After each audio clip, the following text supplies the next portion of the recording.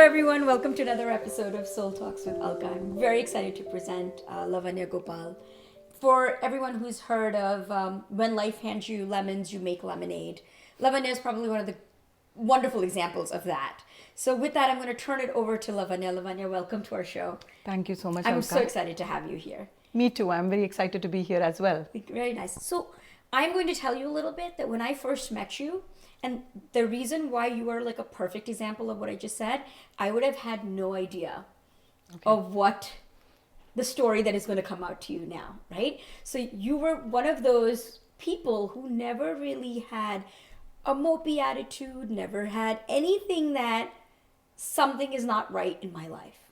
You were always smiling, you're always positive, upbeat, focused. So sweet. So when you actually told me that this is my story, I was like, damn, everybody needs to hear this. So I'm really, really excited. So tell us a little bit about yourself. I have been working as a business analyst for the last 7-8 years in New Jersey. Nice. And I've had a great career as a business analyst, and I thoroughly enjoyed my job.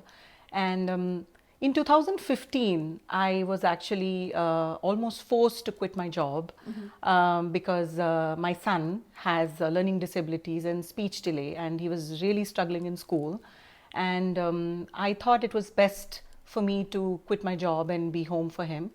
And I have to say that it was actually very difficult the first few months because it was very lonely. And as you know me, I'm a people's person, and I'm very positive and chatty and social. And I took a break, and I felt like, what am I going to do with all my free time? Because my son needs my help after 3:30 once he's home from school. Right. What do I do in the interim? Like, how do I make use of my time? And having worked as a business analyst for the last 7-8 years of my life, I didn't know what to do with my time when I had all the time. So how did you find out that your son has a disability, or was there like a shock period for both you? No, actually, he was always slow. At the age of 2, when he went to the daycare, he used to constantly sing rhymes and used to imitate songs and everything. But he was always language delayed. So we always got confused as parents, like, what's the meaning of speech delay? Because my child can clearly sing songs, and even now he's actually like a trained singer who sings on stage. I mean, he's Oh, wow. He's like almost like a little performer himself. That's awesome. But yes, but at the age of 2, when he was very clear in speech and he could sing and do stuff, he wouldn't talk to us. And that's when the doctors diagnosed him with speech delay. And what was your first reaction? It was not as shocking, to be entirely honest, because we knew that he was he could speak. It's not like he's a child who's struggling to make vocal Right, sounds. you can communicate. Yes. Yeah. It's just that he was not really interested to talk to us, or he was not interested to, talk to other people, but he loved being around people. So we thought with time it'll get better, because, usually grandparents always motivate you. Sometimes they motivate you, and sometimes too much motivation is not helpful. Like, the child will outgrow this and everything will be fine. Yes. And as he grew older, his speech came through. He started talking in sentences. He would ask us questions, and things looked a lot better than what it was before. But then he was also diagnosed with learning disabilities and challenges in school, and he was always in a smaller classroom as compared to his peers. I mean, he was not part of the general education. Right. And the gap between him and his peers started increasing. He also used to attend Kumon class, and he used to win awards in math. He was always ahead of his peers in math. Wow, So he was gifted in certain areas where he was excelling in math and music. Nice. He could pick up Indian classical music like nobody's business, and he learns American classical music today, and he's very good at that. But he Wow. was always behind in reading. He was always behind in social skills. He was always behind in writing. And a time came when I think he was in 3rd grade. That's when we realized that the district that we were in was not giving him any support. And there used to be constant complaints from school about how he's lagging behind and he needs one-on-one support. And it was very hard for me to focus on my job as well. Yes. And my husband has a very busy job and he travels all the time. Yes. One person has to hold the fort, so it was a joint decision that I be the one to quit what I had. And I don't regret that decision at all, because I quit, he has come a long way, and I was able to get rid of mommy's guilt, and I was able to give my time to him. Nice. But yes, when I was home, I didn't know what to do with all the time, Right, because you're so busy, right? Yes, And then yes. all of a sudden you have all this free time. Yes. From 8 to 3:30 you used to Yes. have a routine. Yes. Now you don't. Yes. And so how Yes. did you handle, did you ever regret quitting your job? The first 2 months were hard, and I was Yeah. almost tempted to find another job which would give me an opportunity to work from home. Yeah. And then I thought to myself that no, it might not be a good idea, because it's just going to be the same 9 to 5 story. Just the commute may not be there, but the responsibilities of having a career would still be there, and I would not be able to give my time to my son. It would still be like my child is taking a back seat. That's right. So I said, you know what, I am going to wait this out, and I'm going to see what happens to, how things play out, and I want to help my child. Right. And it was hard because I didn't have any friends. I wasn't one of those happy stay-at-home moms who did breakfast with their friends and lunches and shopping and. Because you're not used to that. Yes. Also, right? Yes. You're not used to it. I'm not used to that. Yeah. And all my very good friends have great careers themselves. So we used to always meet on Friday nights or Saturdays. And then suddenly I'm the only person who's sitting at home and not knowing what to do with all my time. It was at this time when I decided to explore theatre.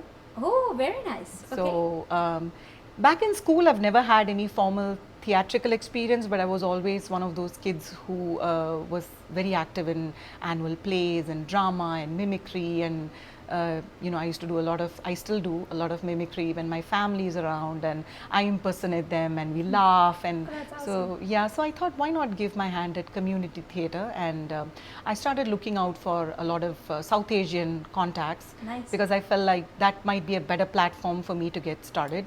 It's easier, right? Yes. Because it's more relatable. Yes, yes.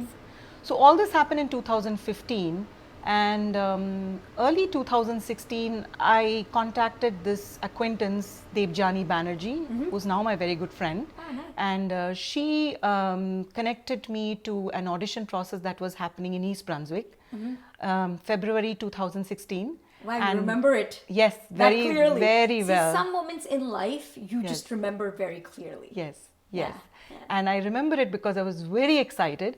The auditions were conducted by India's very popular playwright and kind of he's called like a theatrical genius called Mr. Mahesh Dattani. Nice. And I told myself I would never get a chance to work under him if this were Mumbai. Okay. And here is a chance for me to go and audition. And when I walked into the room, there were like 30, 35 people like me. And all of them came with, the stuff they had prepared for auditions, and they were all so brilliant, and everyone was like mind-blowing and so talented in their own way. Right. And I did my thing. I wrote my own little script and I did a little monologue. My theatre friends still remember what I did, and they make fun of me saying, oh, that was so cute, we remember you from that day. Oh, So I did something and I went home, and a week later, surprisingly, I got a call for my play. Oh, They had right. selected me. They'd given me a part in a Nice. big play Nice. to be directed by India's one of the most popular playwrights, Mr. Dattani. So I was thrilled, and I told my husband, I said, see, this is probably my time to do this, because I take care of home, I take care of my child during the day, and you got to support me. And both of us didn't know what we were getting into. Right. Because once... Yeah, it's a new field. Yes.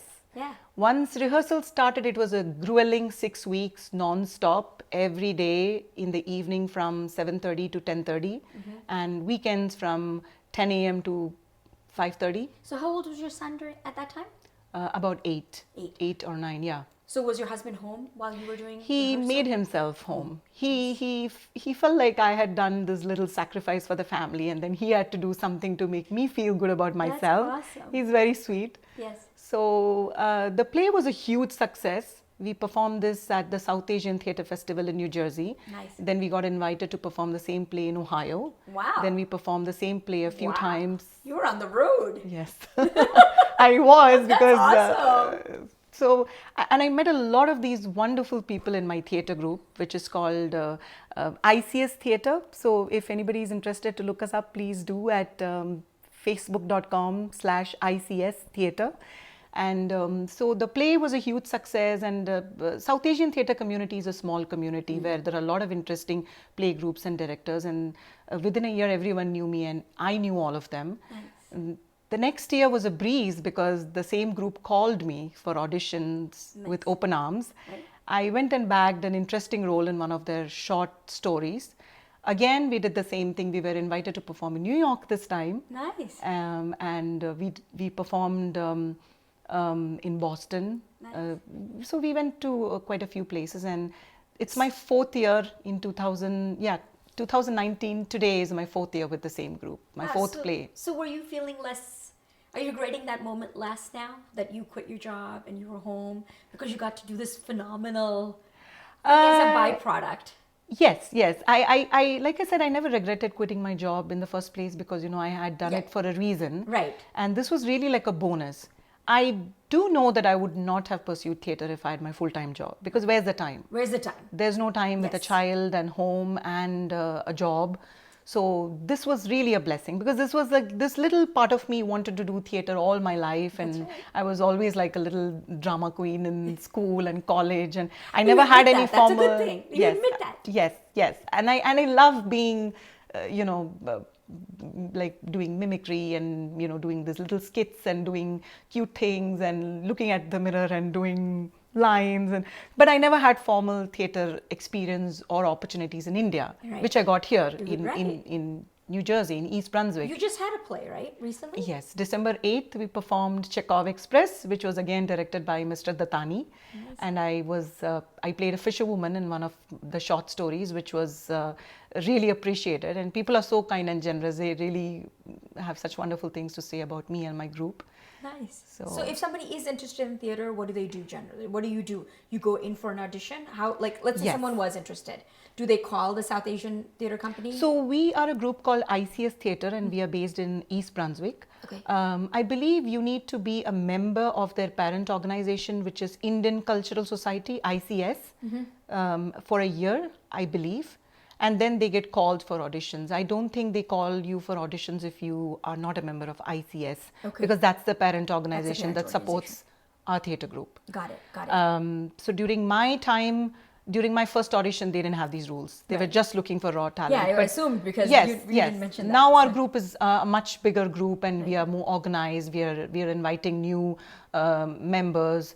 So we want to have a little bit of, we need to have a little bit of, something in place for new members. But yes, we are always looking for new faces, new talent. So anybody who's interested, please come and like our page, ICS Theatre on Facebook, and someone will reach out to you. I think there's a contact number there too if you wanted to reach out. But you didn't stop there, right? You went on. So you didn't just stop at theater. You were doing something else as well, right? So tell us about that. Yes. So around the same time as when I quit my job and, I was having some trouble with my child's school district, we decided to try another school district. In the transition process, we didn't know where to stay. Because when you change school districts, people need you to have a proof of address. Right. And we were not sure if we wanted to have another house in the new district. So we rented a temporary apartment in the new school district, and it was a one-bed apartment, and my husband would travel all the time, and my little one would come home, do his homework, play games in his iPad, and winter months were brutal, and I didn't know what to do with my life. Depressing. Very. Yeah, winters can be very depressing. I had a hang of theatre by then, but still I had all this time and a whole lot of ideas in my head. So that's when I started dabbling in jewelry making. Oh, so is that your piece? Yes, this is my piece. This is the little one I made, and one of my favorites. Thank you. Very nice. Yes. So I started making earrings after seeing some YouTube videos, and I'm just so blessed to have some good friends like Sarika, my friend for many years now. She actually bought my first pair of earrings. They were like these cute little earrings that almost looked half baked, and it looked like it would fall off any time. The hook would fall off any time. She said, "No, they're so pretty. I want to buy them from you because this could be a start of something big." And then I started, she and some of my other good friends started telling me to put my earrings out there, and I created this Facebook page. And See, and women really, when you have good friends, that's the thing of a good friend, right? Yes. Good friend will support you no matter what you do. yes, What yes, your endeavor is, what you're willing to do. Your friends are, like, it's so important for women to have good friends, a support Yes. system. yes, Because there's like, it can leave you beyond yes, any yes. imagination, what they can do for you. Yes, I really thought my jewelry making would be a hobby to kill time. My friends gave me the confidence that, hey, just don't restrict this to a hobby. You know, people can buy this from you. These pieces are good. Yeah. And then I put them out on Facebook and Instagram, and then for a while it didn't have any name.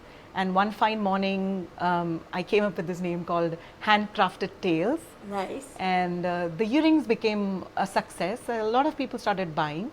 5 months down the road, I said I need to do something bigger with this jewelry making thing, and I started making necklaces. Again, YouTube videos, DIY YouTube videos. Look at that. Yeah. For women who are home, there's so much available out there. Yes. So don't feel like you're alone. There's so much knowledge. You just have to go out Yes. and avail it. Yes. Right. I had no idea that I could make jewelry. I had no idea that I could do theater. If 5 years back, if somebody told me that you would be doing both these things, I would be like, what? No way, because I had no idea that I could do these things when I was in India. Like, I'm not trained in either of these departments.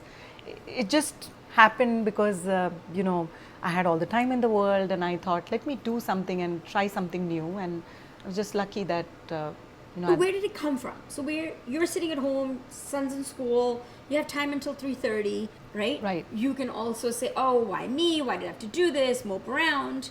Right. But instead you said, what else can I do? So where does that motivation come from? I think my mom used to always tell me that, you get to live your life only once.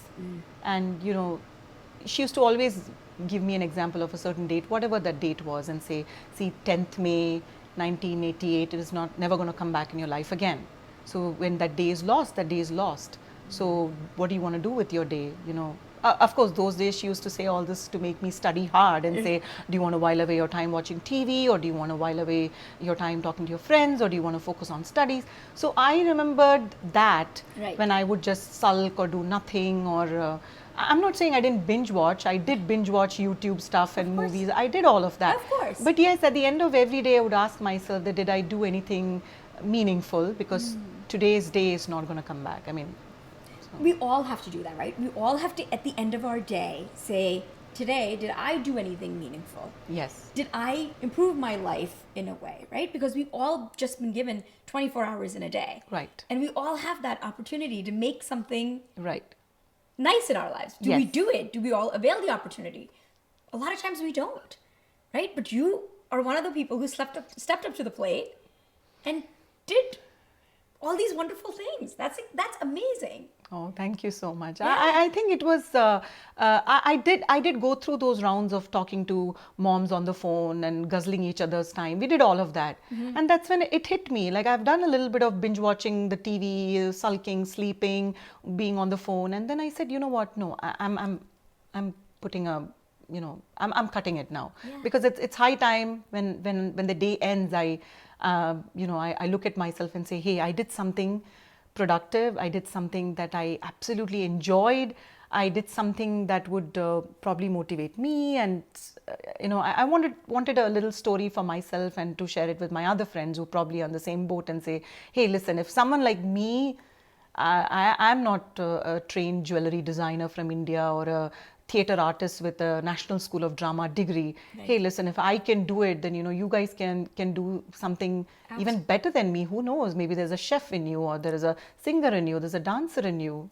Absolutely. And that also is a great role model for your son, right? Because Yes. your son is also seeing mom Yes. as at home, and she's not whiling away her time, Yes. she is actually doing something. And I'm sure that subconsciously played on him as well, right? Yes. To become, Yes. to go out there and do what he does best. Yes. Right? Yes. So talk to us about his accomplishments. So you were saying that he's also a professional singer and all. Yeah, he's just 12 now. Yeah. But Hey. at That age? yeah, I think the sabbatical really helped because I started noticing that he was very he was always good at singing, but I realized that he was able to pick up complicated notes and he was really able to pay special attention to music. Both of us at that time enrolled ourselves also in Indian classical music. So you both went together? Yes, to the same teacher. How sweet. It's the same teacher. She was very sweet and very patient, and sweet. she said he's really able to pick up notes and he's really able to, follow directions, which is not easy for a child of his age. And that's when my husband and I decided that we're going to put him in American vocal music as well. So then he joined Octopus Music School in North Brunswick. Loved that school because the teachers are wonderful, and they gave him the opportunity to do a solo recital on stage for their annual day, and he Wow. did a wonderful job. And then now he regularly sings at his school annual talent shows. Nice. And he loves to sing, and he keeps asking me when am I going to sing next. And there are days when he doesn't listen to me and he doesn't want to be told what to do. But when he's asked to perform, he is so committed to that, and it's so nice to watch because he'll make sure that he sings loud and clear and his notes are not wavering, and everything is perfect. He wants to be heard, and Right, he wants to excel in that because Yes, that's where he yes. feels his yes, strength is. yes. And now, how is his school district now as the peer group? Is he now also in a special class? Or He's is he still included in the- a special class, but it's Okay. in a much bigger special class. I mean, he was in a much restricted classroom in the old school district. He's in a much bigger classroom now. Okay.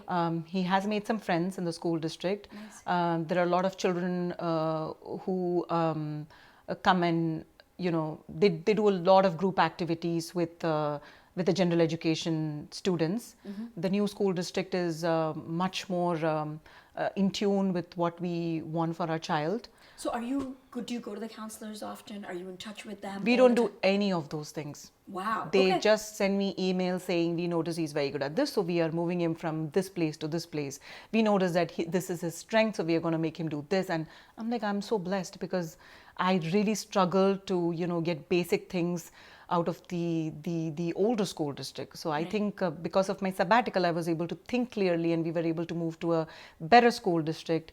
It all worked out. He's also part of the middle school music team. He's Wow. also part of the middle school crossroads singer, they call themselves. So Right. I think he's happy there. He's happy, so I'm happy.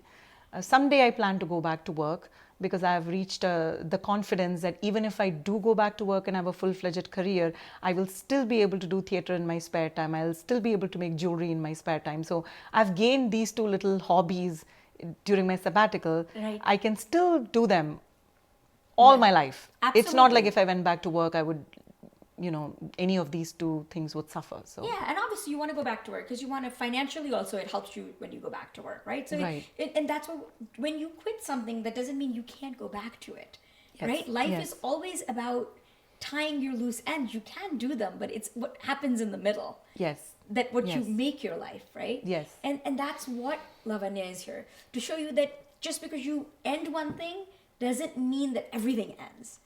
You continue and you make something out of I really didn't know I could, I would be able to find these two things. So, it's not like I had a plan. Of course, I yeah. had no plan. I might just as well be someone who would be sulking right now, sitting in a corner doing why me.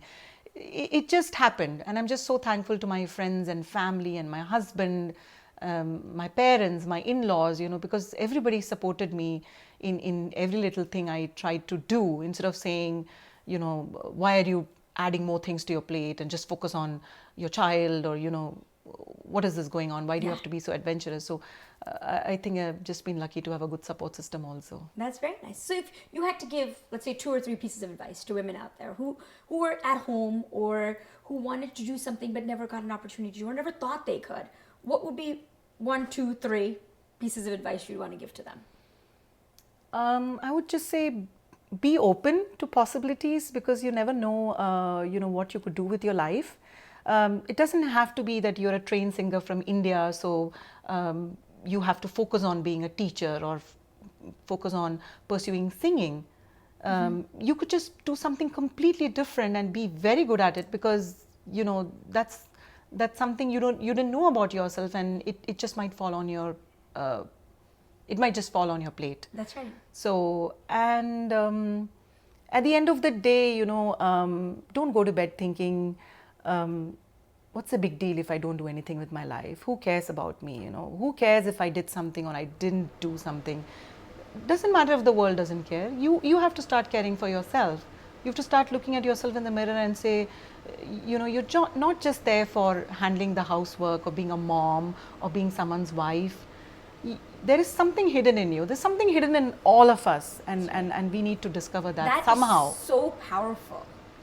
That is so powerful because we all sit back. A lot of women sit down and say, you know what? It's okay. I can't make a difference. The truth is, you can make a difference to yourself. Yes, I agree. Yeah, you can make a difference to yourself. Right.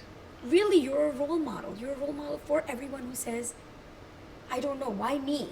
Because instead of sulking, instead of doing, you said, you know what? I have this free time and I'm going to do something about it. And I'm going to do something with it.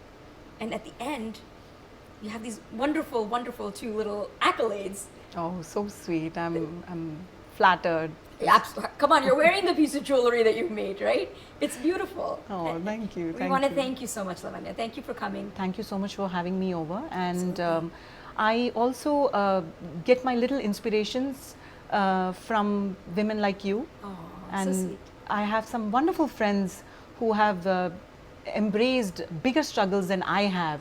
And I see some of them, pursuing their dental degree or going to work or making a difference in someone else's life.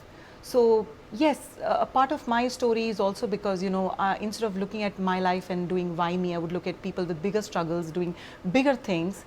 I have a friend in Ohio who has a very challenging child, and she has made a great name for herself in photography. Wow. And yes, she has her own photography, and she, like me, had no clue that this was her strength, and she did nothing of that sort in India. Her name is Harshita Mahajan. Nice. So I used to look up to all these people and derive strength and inspiration. I think you're a wonderful woman too, Alka. So I'm so glad we met. Yes. Our paths crossed. Yes. And I want to thank you. Thank you for, you never know who will make a difference in your life. You never know who you will come across. When I met Lavanya, I had no idea, right? That you had a son that had learning disability, because you're just happy and you're going through my life, you're talking to me about theater.